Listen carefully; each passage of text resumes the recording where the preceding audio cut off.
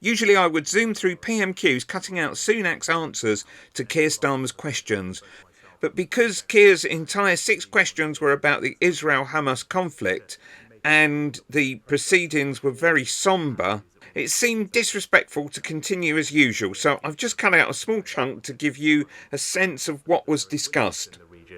Not to escalate this crisis beyond dealing with Hamas, the terrorist organisation, but also to strive very hard to a future where Palestinians and Israelis can coexist peacefully, side by side, and look forward to a future filled with dignity, security and prosperity. Keir Starmer.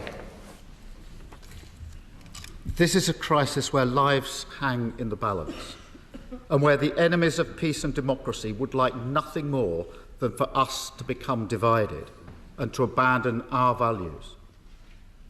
Does the Prime Minister agree that during this grave crisis, this House must strive to speak with one voice in condemnation of terror, in support of Israel's right to self-defence, and for the dignity of all human life that cannot be protected without humanitarian access to those suffering in Gaza and the constant maintenance of the rule of international law?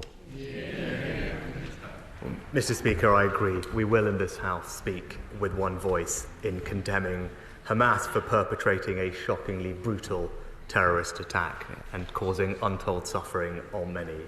And as the Honourable Gentleman said, we stand united in supporting Israel's right to defend itself, to protect its people, and to act against terrorism.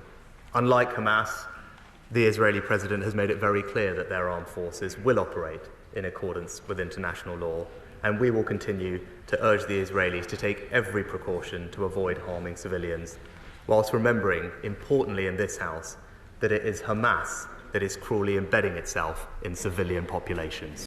Click here for a video about disgusting Tory Peter Bone.